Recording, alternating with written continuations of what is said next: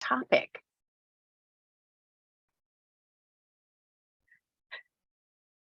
We'd love to see everybody on camera if possible. I know some of us are not able to do that, but if you can, feel free to keep yourself on camera. We love talking to faces. There's nothing better than actually seeing real people when we're on Zoom, as you all know. I'm delighted to invite you all and welcome you all here to the Finding S in ESG Masterclass. My name is Kendall Colman, and I am the founder of Total Coaching Systems. And we, for 23 years now, we have been helping leaders ignite and inspire to address the most challenging issues we face. And so now is the perfect time for coaching and consulting in this space to really lead the way. I'm delighted to have Patsy Doerr joining us and leading us in this masterclass and in this conversation. Patsy has 30 years of leading in the social impact space, and I'm delighted to have her expertise here today to assist us all. Please do bring your questions. This is a very informal masterclass. We're going to kind of have it as a fireside chat style, and we'd love to have you input and just raise your hand or feel free to wave if you have a question that you'd like to ask that you feel like is more important right now than at the end. And finally, I just want to say that there's never been a more important time for us to be really diving into this important topic. Just as early as the last couple of weeks, we all know we're in the middle of the largest environmental disaster in our country with Norfolk Southern and its derailment.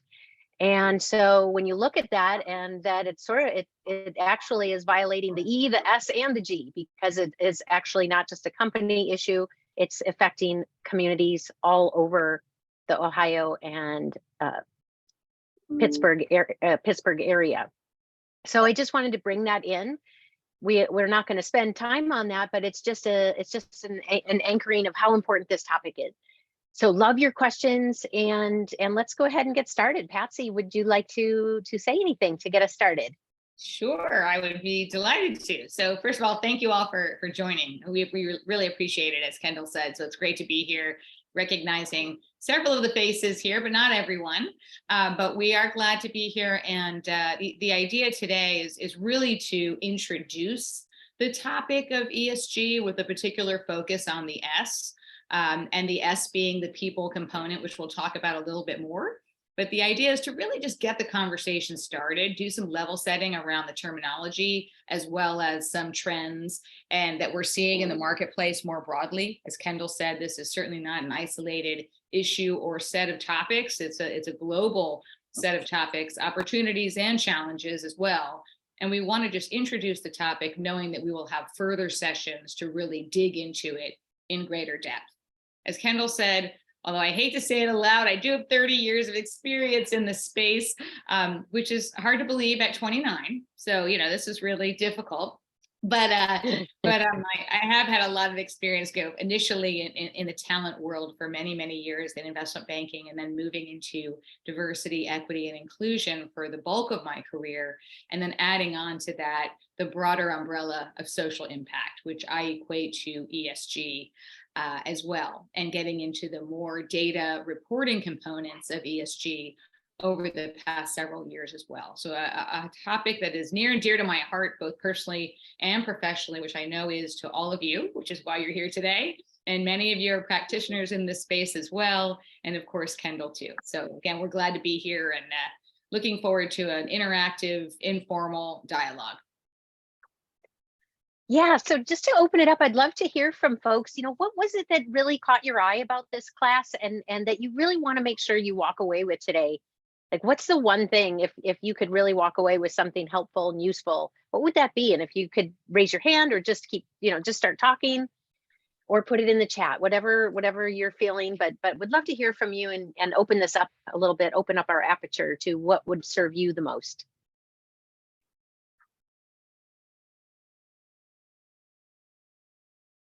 And I'm happy to go first. Yeah. Great.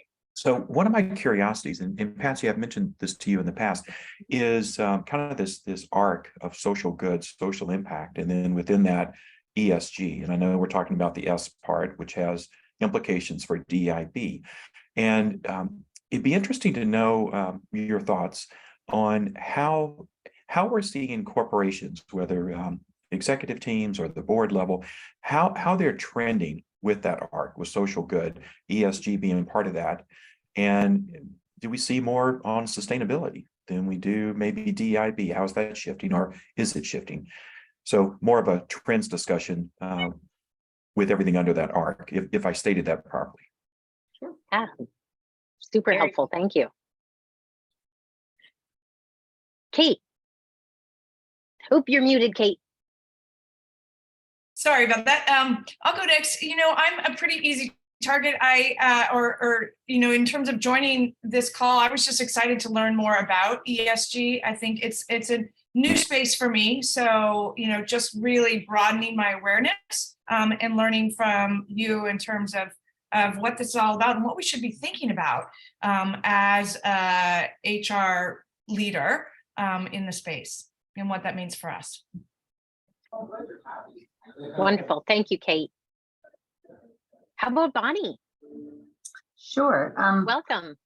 Hi, thank you. I'm Bonnie Nixon. I see, Kendall, that you and I are connected. I don't know whether we've come across each other in a past life, but I too have been doing this for 35 years. I'm almost going on 40. And so it's a long time and I'm doing this kind of work. And I always have done environmental protection and social as well. I mean, it became obvious to me at a certain point in time. I worked for HP and Walmart and Mattel and spent a lot of time around the world on human rights things. And I've done a lot I've even presented at the, at the UN, the UN on human trafficking and stuff, and in front of the whole General Assembly. And so done a lot in human rights. And so to me, when I think of social, it is broader than DEI. I really do think of the whole caveat of wages, hours, governance, and then the basic human rights stuff, particularly that we find in supply chains. So to me, social, I think, is pretty broad as the main ILO, International Labor Organization, things. However, what I'm faced with right now is I'm reporting for GRESB, GRESB, which is kind of a GRI for infrastructure. And now I've just been asked to report on SFDR, which is financial disclosure in Europe, because we are a holding of Macquarie, which has European investors. And so I'm like, oh God, here I'm going into this soup of how many disclosures. And so I'm trying to really learn best practices on how to, it's not just do these things better. I mean, we definitely always can improve in how we do gender diversity and embrace minorities and everything that we do. But it's also how to communicate in these disclosure things in a way that, from a metrics perspective, that gets us higher and higher scores. I mean, I'm going to be frank about that. It's like, I don't know what the science is behind some of it, and I'm trying to figure that out. Thank you, Bonnie. First of all, thank you for your long service, to these topics, and what a champion you are. And I just want to acknowledge that, because that's a lot that you've been up to in this world. So kudos to you and thank you. Yeah, thank you too. I noticed at NREL and a lot of fun places. So so we definitely have tracked. I mean, we all know that this, like you said, this environment is fragile, and we've passed our tipping point. So we gotta move a lot quicker than we ever thought possible. And thoughtfully, yeah. And Bonnie, everybody is with Long Beach Container Company. Is that right, Bonnie? I did a little bit of I'm pretty recently there. Like I said, I spent 20 years in infrastructure.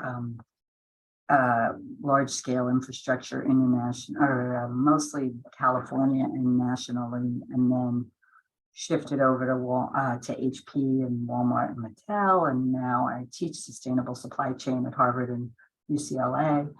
And about a year ago or more, I took a position at the Port of Long Beach, looking at sort of shipping and trucks and trains and the diesel emissions associated with that. But I'm responsible for ESG here, so it's the whole thing. Yeah, good for you. Really, thank you. Yeah, I want to also introduce everybody to Becca. If you want to just say hi, Becca. She is our client relations and assistant here. She's just going to make sure everything runs smoothly with Zoom.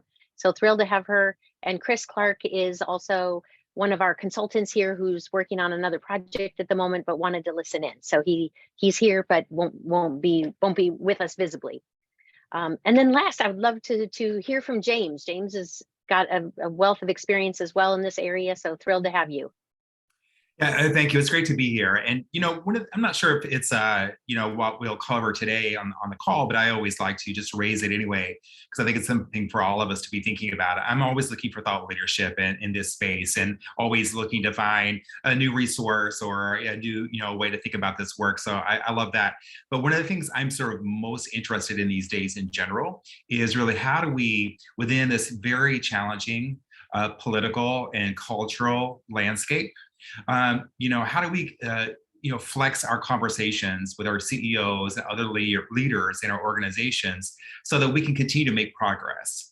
Because all of this work takes place within the context of whatever else is happening in the world. You mentioned one of them with the environmental disaster we're experiencing, but there's also so many, I Googled the other day, anti-ESG movement. And there was article after article after article. I've never seen that before, right? So, when we see some of those articles, and it's very interesting reading, I'm not a person that just says, well, do we throw our hands up in the air and walk away? Definitely it's tough. I just see that as an opportunity. And what I'm always looking for is just more language, more thought leadership, more discussion around how we continue to track, to make progress happen in what is a really tricky environment right now.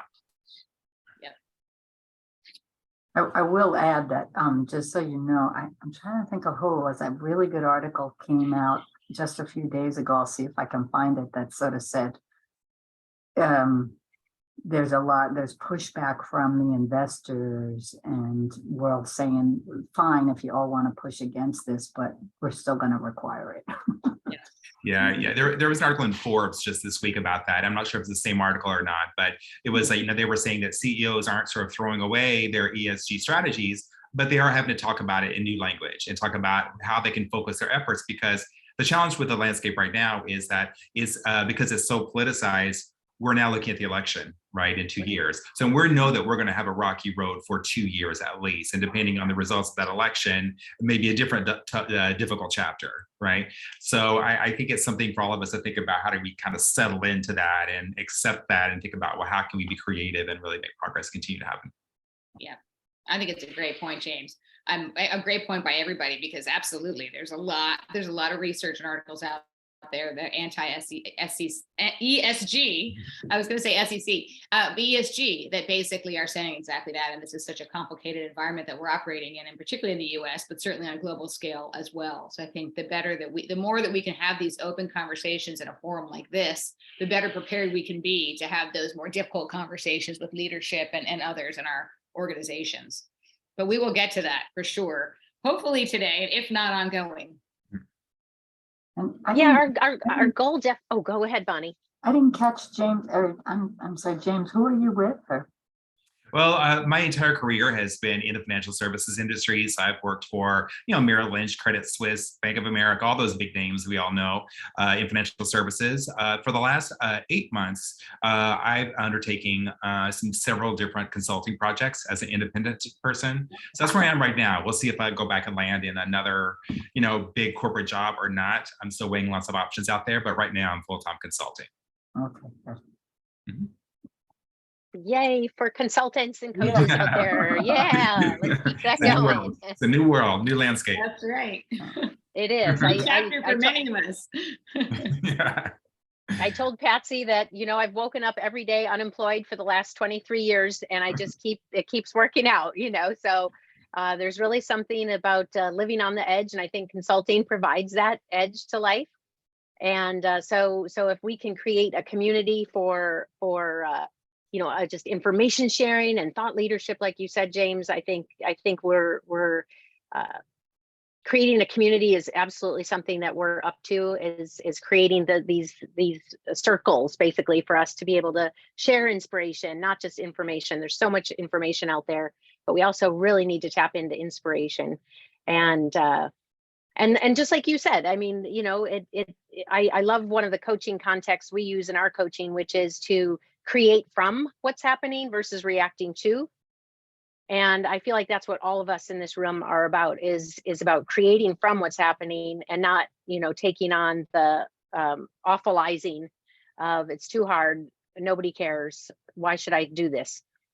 So we're creating from today, and with that, Patsy, how about if we go ahead and get started with some of the questions, kind of weaving in what everybody has said, but I'd love to jump into what would be a great starting point for you? Would you like to start talking through how to put together an ESG strategy, or?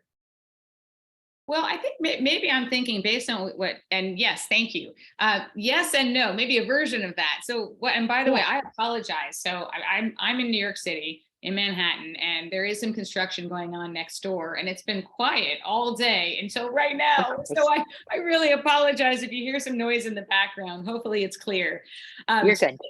My voice is clear. Okay, good. I'm thinking that, given that there is a wealth of experience on the call and the meeting today. Oh, good. Thank you, Eric. There are also some people that express some interest in kind of what I would call level setting. So I thought perhaps we could start with what is ESG, right? Because there are so many different definitions out there, and not everybody is familiar with the terminology. And we all know that it's broader than it tends to be simplified to. So if we can start there, if that works for everyone, just a quick level setting. Okay, perfect. All right, so when I think about the ES and G, so at its core, of course, the E is the environmental footprint, as we know, which has historically been one of the most critical aspects of ESG, and probably the most publicized aspects of ESG. So what is that? What is the environmental footprint?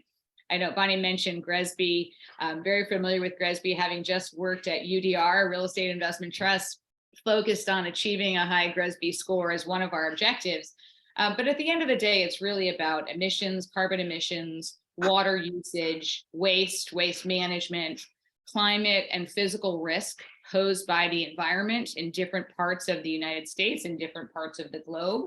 So we're really looking at those as some of the key components of the environmental aspect of ESG. Just for those who are not as familiar, if you are, that's one way to talk about it.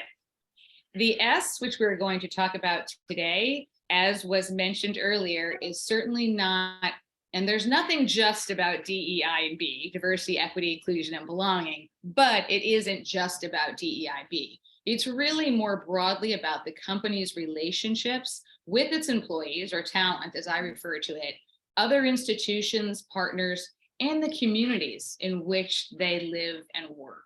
So when I try to simplify it and I talk about it, I also have just started on this chapter in the past few months of consulting on this topic of ESG, S, and DEI, working with Kendall and others. And we'll dig in a little bit more in terms of how to build a strategy, because that's a lot of the work that I'm doing in this space, along with many others on the call. But that, I look at this piece as having two aspects to it. So there's the internal component of the talent that you're trying to attract to the organization and retain within the organization. And then the external component are the institutions and partners I mentioned, and the community engagement piece. So how do we measure some of these components? And we'll talk more about accountability and metrics when we get into strategy development. But at a base level, high level, to start the conversation, we're really talking about retention rates and engagement rates for employees in the organization. We're talking about community engagement in terms of how much time do employees spend out in their communities of a particular organization, whether it be public or private or otherwise, You're really tracking that experience. And at the end of the day, what is the impact that we're really having across both the internal and the external space as it applies to people? So that's a very high level view of the S, which we'll talk about more. And the G is really governance. So how a company manages itself. And this is really focusing primarily on the board of directors and executive leadership.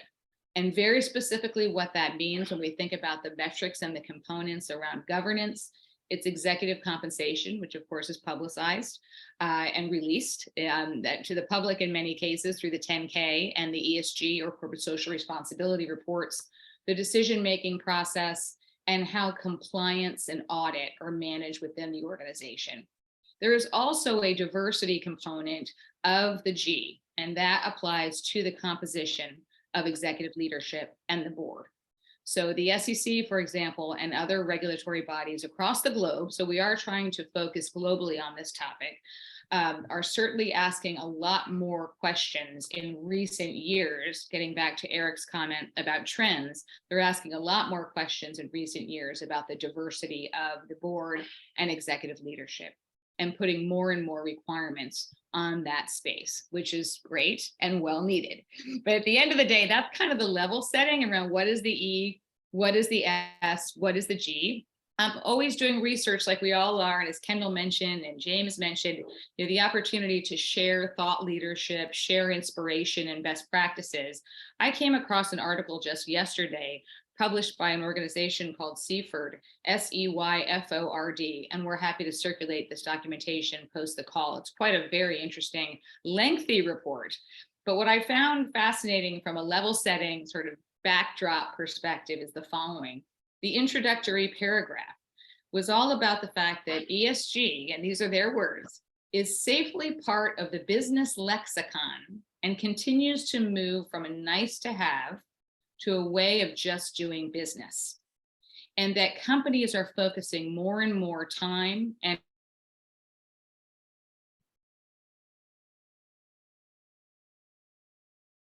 in the political environment, right? The regulatory environment with the SEC, and certainly US and global economic conditions and the threat of recession and otherwise.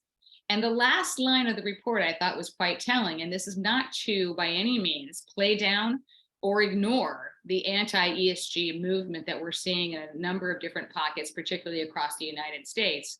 But their closing comment was, ESG will continue to evolve and is not going away.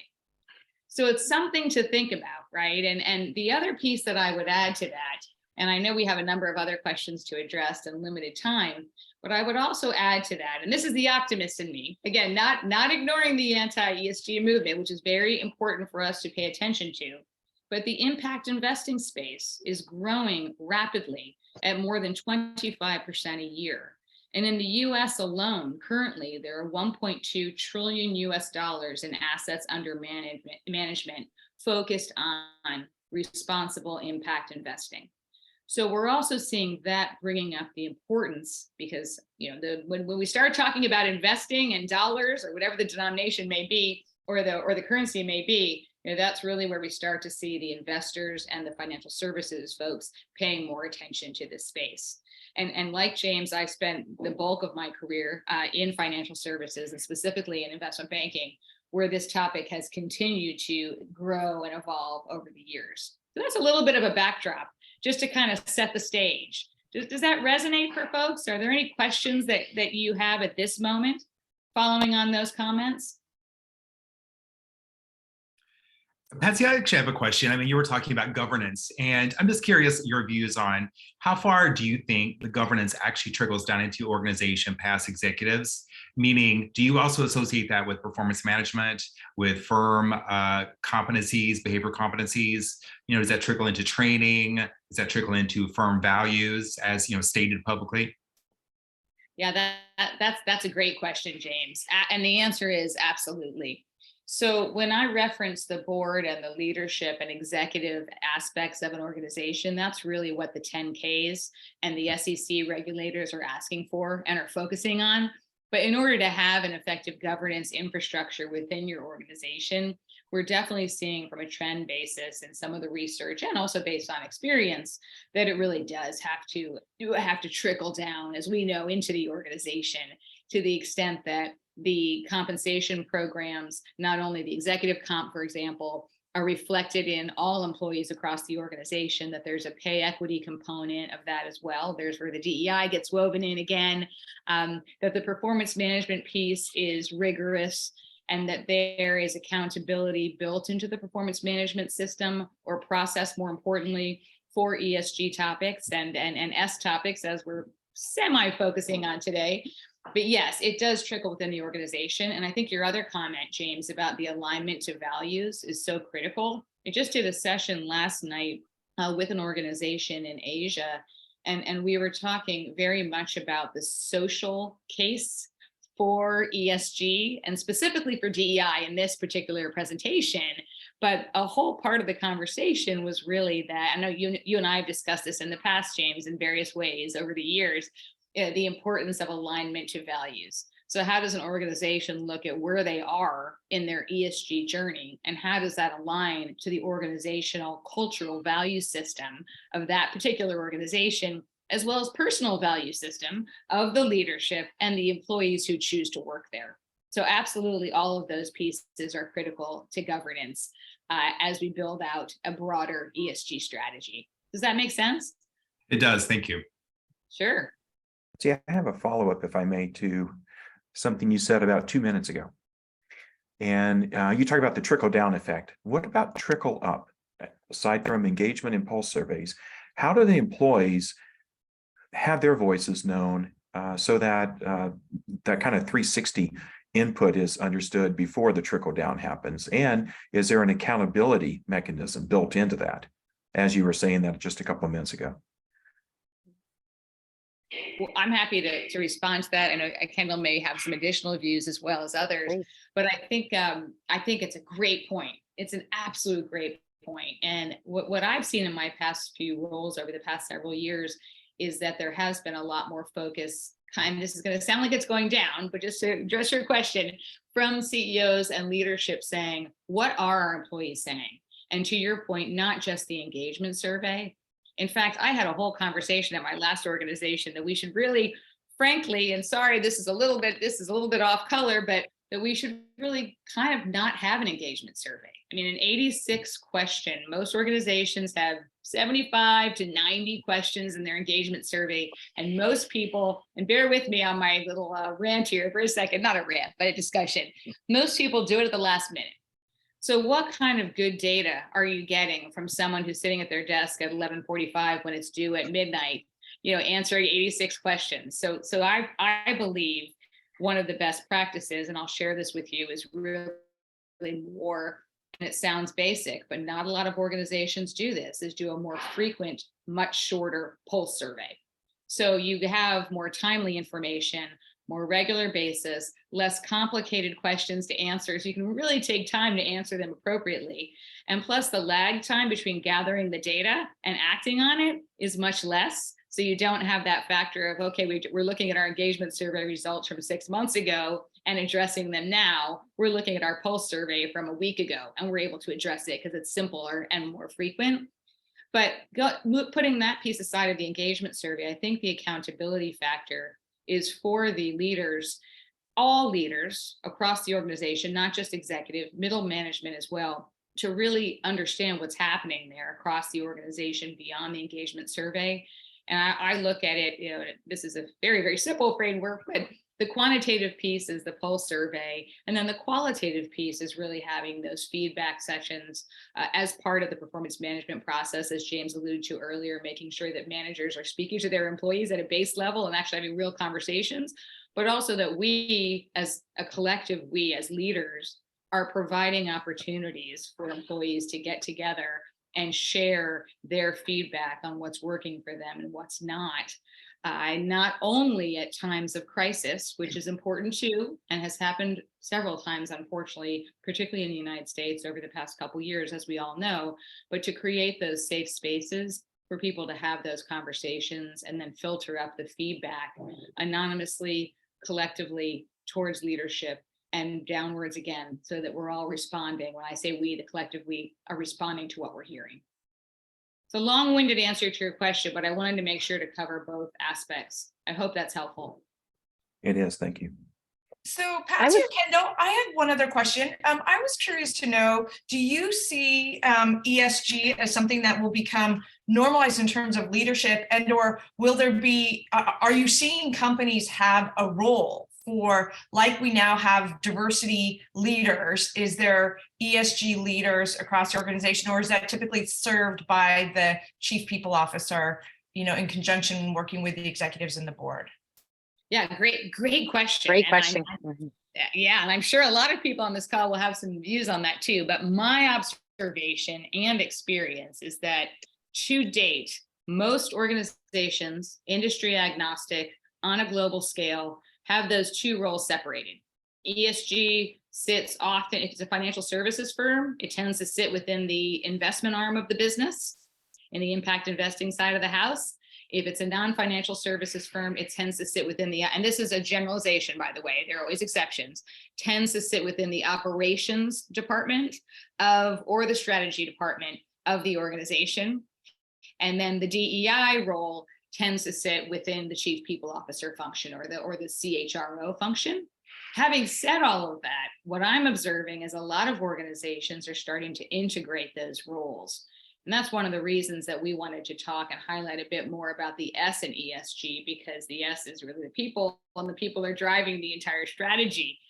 In my last role at UDR, a real estate investment trust, as I mentioned earlier, that was one of the examples where they had taken the liberty for the first time of combining people and ESG into one role. And I think it was a really effective strategy, reporting into the CEO and the president of the company. So we're seeing more and more of that. And the more articles I read, the more people I talk to, I think organizations are really starting to understand that A, the S is much more important than it used to be. It's not a nice to have. We can't have an organization without the people. And secondly, that it's much more effective to integrate those strategies into one, and therefore integrate the role. That's my observation. I'm happy to be debated on that if others have seen different examples. I think, you know, from my perspective, we've gone through some interesting waves where once we, like probably in the 90s when we began digitizing everything, especially training and education, I think it demoted the HR function in a lot of large corporations, and you saw them gutted, you know, and it was unfortunate because no matter where you go in the world, the HR people are skilled people who really want to be involved in the advancement of the workforce and the diversity of the workforce and the training of the workforce. And yet their roles were like diminished to just maybe hiring and firing, and even that got taken away, and all training became digital. I think that with the onset of ESG, the S and the G, it's brought back in the strategy, you know, and it's to people who are skilled at human resources and human resource management systems, and so I think it's a welcome change, and I hope it's here to stay, because, you know, of course the social and the governance, I mean, they're intertwined, because, you know, if you don't have a diverse board or C-suite, or, you know, then you're probably not going to have a diverse workforce, you know. So, you know, it's connected. Absolutely. Yeah, Patsy, could you talk a little bit about, I mean, all of us in this room are dependent really on one person giving us the thumbs up on all of this, and that's the CEO.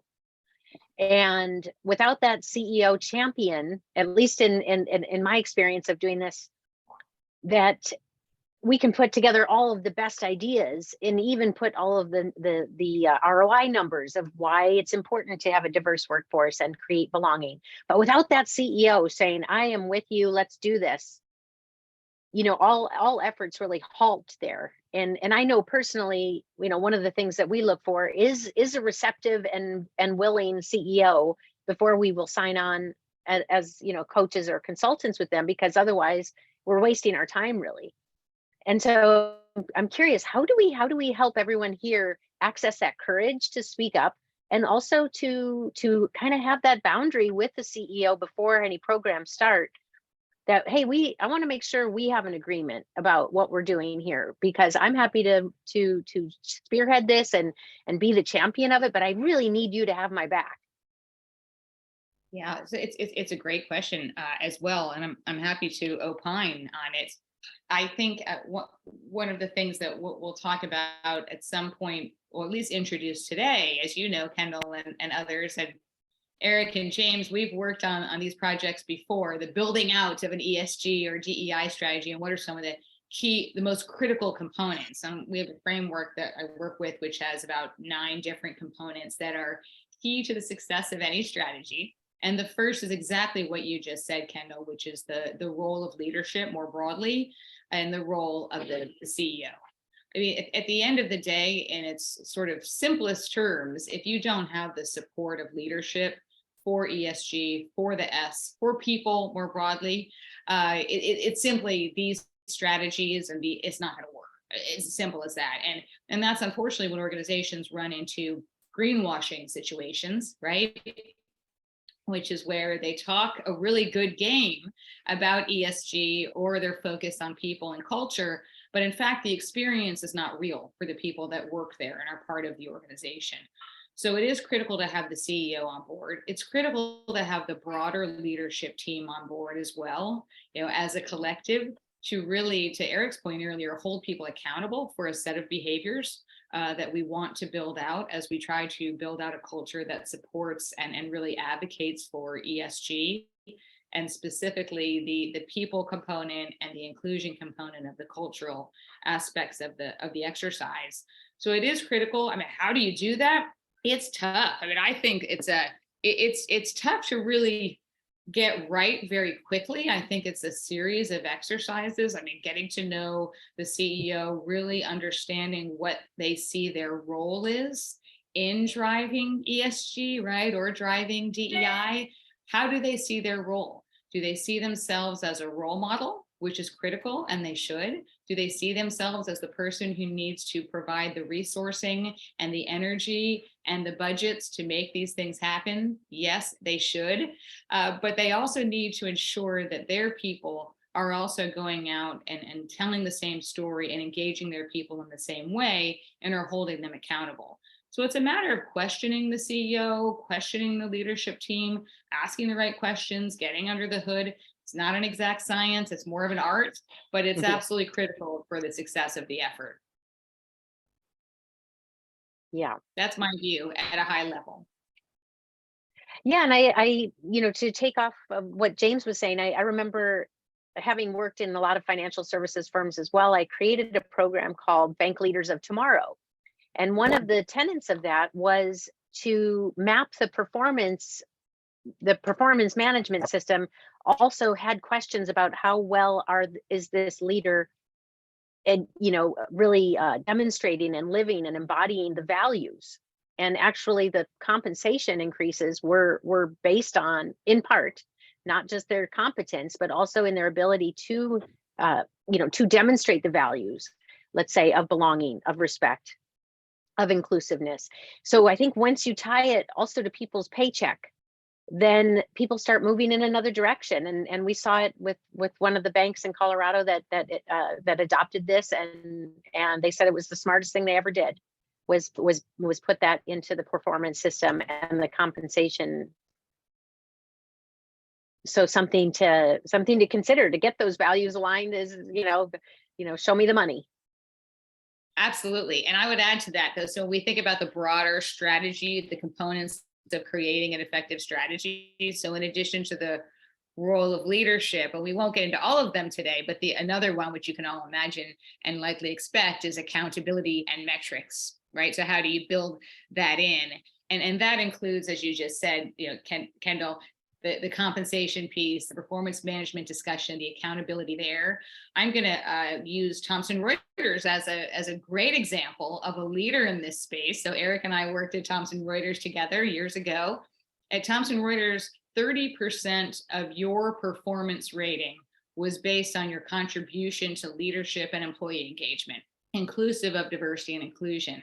which is the highest percentage I've seen in any large global organization before. So that's one part of the accountability piece. And Eric may want to add to this too. The other part that I'm going to do a shout out for Thomson Reuters again is that when we think about accountability and metrics across ESG, and particularly the S for today's conversation, it is important to get to a point where you do have targets of some type. And that really does depend on where the organization is in its journey, in the ESG journey space, if you will.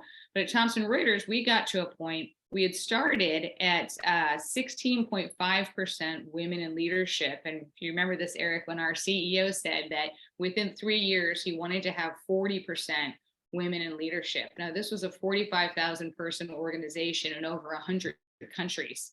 We reached it. We reached it. And when I say we, it's because I have to say it's because the support of our CEO saying, I want to make a difference here and I want it to be significant and I am serious about it. And here's the number we're going to reach. You remember that? I'm sure you remember that, Eric. I do. In fact, the CEO announced it on International Women's Day. Nice. That's right. Which is coming up. Right. It is. Yep. Yeah.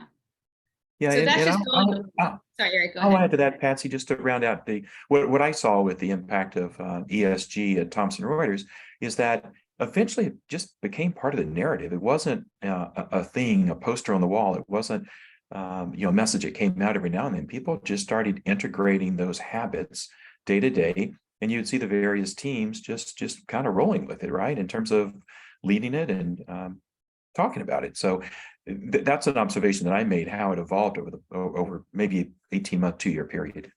Yeah, absolutely. And I think in my observation and experience as well, that that's when you really have success, right? That's when ESG is just part of how you operate. It's social impact, to utilize that word, is embedded in decision making. It's embedded in operations of the organization. It's embedded in the everyday discussion. It's not a separate exercise. And that gets back to, I think it was Bonnie's comment about HR is becoming more important and more in the forefront. It used to be kind of the sidebar team and function, the same with DEI and the same with ESG, right? And if you're sitting separately from the decision making and the core operations of the organization, it is very difficult, if not impossible, to be successful in that role, right? Or in that capacity of achieving that objective. So it really is important to weave the messaging into the decision making and the operations of the business as a whole. I think it's going to take, I will say, how long have we been harping about, climate change or emissions reduction or environmental protection? And it's only in the last 2 to 5 years that it's becoming mainstream, that everybody has to report, and everybody's acting like scope 3, for example, is like something new out of the gate. And it's like, excuse me, I've been doing that for 25 years. It's just communicating with your supply base. And so I think this, unfortunately, I would agree very much with what Kendall said, that if the CEO and the C-suite's not on board, it's probably a lot of hand waving, and you're gonna be just trying to make things happen. And for big corporations, they move slow. So my sense is that it's going to be an unfoldment as to what are the actions, because we can write things in our goals and strategies and get disclosure reports, but what are the real actions that make a difference? And I don't know that we're all in touch with that, or really genuinely believe, that by putting a Black woman on the board, it's gonna, get us where we need to go. And so and then I'll only talk about the diversity. It's everything. It's who we are in the community, right? We've looked at philanthropy, for example, so disappear and be called social investment and only be applied if it brings in profit as well. And yet a company should stop and ask themselves, to whom much is given, much is expected. Like, I need to, you know, I literally came to the table and said, I need $200 million to get to net zero, but I want to take 20 million of that and give it to the community, hands down. And they were like, whoa. And I said, yeah, that's the way we roll here if we're going to do this right. Yeah. You know, Nice, Bonnie. yeah. So we'll see. Awesome courage. Yeah. That's fantastic. I think that's so true, Bonnie. I mean, we can talk a lot about these topics, and we all love to talk about these topics. And there are frameworks and strategies to address them. But you're right. If we're not taking real action and holding people accountable for that action, it's not going to work. And I think also it's a long-term effort. It is a long-term effort. And those of us who are advocates and believers in this space, which I think is everybody on this call, you know, we need to know that it's going to take years, to your point. I just read, this is a slightly tangential thought, but I'm going to share it with the group since we're in an informal setting here. I just saw an article that was kind of disturbing to me, that was all about chief diversity officers and how chief diversity officers are in their roles for less than 2 years on average across the globe now, because they don't have the support that they need to make things happen. And I've seen it happen multiple times, you know, in my own set of friends, networks, my own experience. But it was really maybe something also we would circulate that has a lot to do with, I'm happy to, by the way, has a lot to do with just kind of how important do people see, not necessarily just the role, but the concept. Do we actually care about diversity, equity, and inclusion? And the fact that CDOs are leaving, the crux of the article was they're leaving because they do not feel that they have this support. And the support comes in various forms: leadership, behaviors, resources, cultural support, all across the board to stay. But it was a global industry agnostic statistic, and it was pretty disturbing to me. Yeah, So we've got a lot of work to do. I think we do have a lot. And I think when you say that, it's not a surprise to me when you look at the pushback and the political environment, you know, where you've got entities just saying, well, everybody's, you know, diverse and everybody's this, and it's diversity of thought and not just diversity and, you know, why. And so I think we're in a very precarious, fragile place with many of these concepts. And we do have to sort of, I like to, you know, I go back to like, if the C-suite isn't committed truly and engaged, then probably time to walk away. Yeah. Yeah. I would just, go ahead. I'm sorry, I didn't mean to cut you Go off. ahead. Go ahead. I would just add that I think that it is a universal responsibility. And I think what's hard, I'm not surprised, you know, by that stat that the chief diversity officers are in their role for less than 2 years, because I feel like oftentimes chief diversity officers are tasked with, you know, like waving a magic wand and then everything is going to be better all of a sudden. And when they don't, or that you know, senior leadership doesn't understand that it does take time. And that it needs to be owned by everyone across the organization versus just resting on the shoulders of the chief diversity officer. So I think that's where we need to get organizations to, is understanding that universal responsibility, or that global responsibility for really making these shifts. Agreed. I couldn't agree with you more. Absolutely.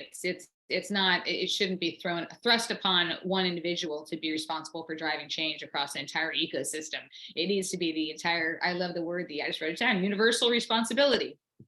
Everybody, we all have a role to play, and certainly everybody in an organization has a significant role to play. You know, I think though that's part of the setup. It's part of the role of the chief diversity officer to set those boundaries, though, because, you know, the last 2 organizations that I worked at, I was the first, you know, head of diversity and inclusion.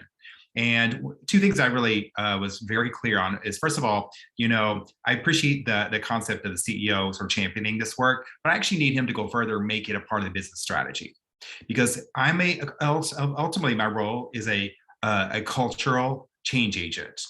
And so we work together with the CEO, you integrate this into your business strategy. We talk about how you envision the company, just like a new product line or a growth strategy.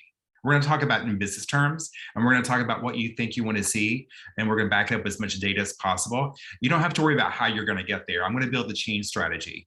with training, performance management. We're going to update our values. Like I can work on all that, but ultimately it comes down to the behaviors of the individuals.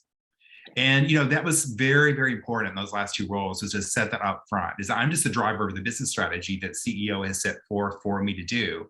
I'm a change agent. I bring in the cultural piece because that's my area of expertise. But ultimately, my job is to get us from here to here in 3 years. We're going to regroup. Then we're going to look at the next 3 years at that point, right? And we're going to back that up through all the core HR processes. We're going to look at how marketing, what they bring to the table. We're going to look at what this work looks like in legal and compliance. We're going to see what it looks like in our product lines. But ultimately, it's up to the individuals, the most junior people up to the most senior people to make it happen. And I'm going to show you what those behaviors look like. And we're also going to measure that.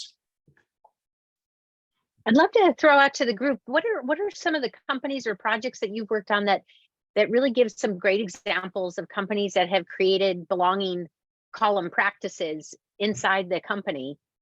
And Eric, I know this is an area that it sounds like you're really focusing on. I'd love to just hear from anybody who might have some good examples of what does that actually look like in practice.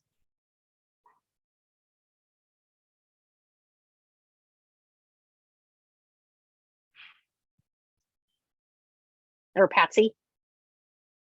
Sure, I'm happy to. James, I thought your description was spot on. I think that's great way to put it. It's not just about embedding it in decision making and the operations. It's about embedding it across the entire organization and the entire culture.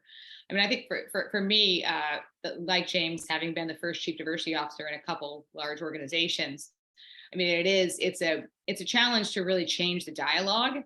And I think it all starts, and this is slightly tangential, but related with the education component. And not, when I say education, I don't mean diversity training programs of olden days. I mean education in terms of why the heck are we doing this, right? Why does our CEO care about this topic? Why does leadership care about it? Why should all of us care about it? And I wouldn't use the word business case anymore, because I think we're all sick of hearing the business case. We expect people to know the business case, but the why, more what, how does it, and James used this expression earlier too, how does it align to our value systems? And so I saw that very much so at Thomson Reuters. It was very evident there that this was a clear priority. I saw it at UDR from the perspective that ESG was very much a part of the fabric of the organization. They had started, and I was in a brand new role there too. They had started down the path of focusing on the environmental piece only.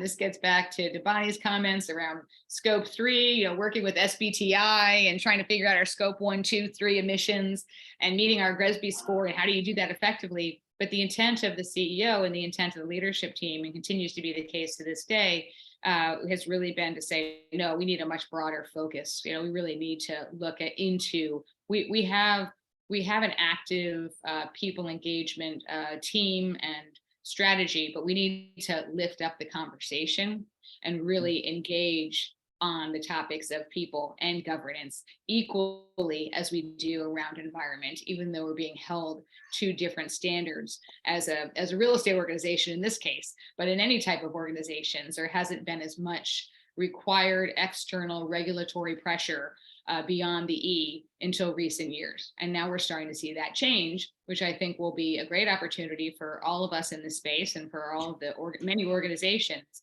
because the SEC is now getting a lot more involved in putting regulations and putting some teeth behind the S in ES and G, the S and the G in ES and G, where historically it's been primarily the E.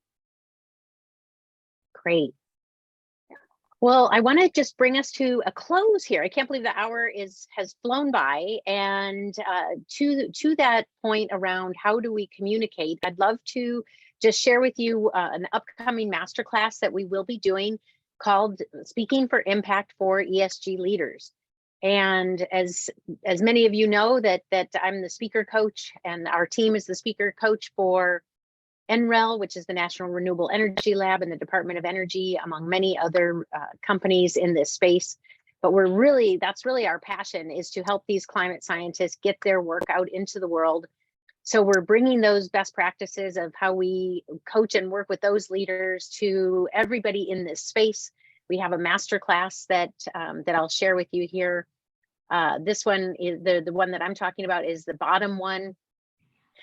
And then we also have Patsy's going to be facilitating another Finding the S in ESG program. So if you enjoyed the course today, please do let others know so that we can get them enrolled in the next class.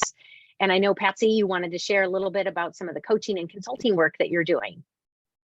Sure, yeah, absolutely. So thank you all, first of all, for joining. We really appreciate it. And it's great. Thank you, Eric. I'm glad that it's been useful, and I hope it's been useful for all of you. And we really wanted to just do, as I mentioned at the beginning, some level setting and have an open, informal dialogue just to kind of elevate the discussion around ES and G. But there's a lot more we want to cover. And from my perspective, I'm doing consulting and coaching on ESG for organizations and for individuals, and we'll be delighted to help in any way possible that we can going forward. We also welcome any suggestions or ideas that you have for where you would want to, if you wanted to get involved, or other members of your team, colleagues, network would want to get involved in a different topic around ESG or dig into a specific area of ESG as a different additional masterclass. Please let us know, because we're building this. We're building this as we go right now. And we want to make sure that it remains relevant and useful to all of our key stakeholders in our networks. So thank you for taking the time out of your day to be here and to share your perspectives. Thank you very much. Thank you. Thank you all. Yeah, Thanks. we'll be sending the recording. Yeah, Thank you, Kendall. Thank you. you got it. Thank you. Bye. Bye-bye.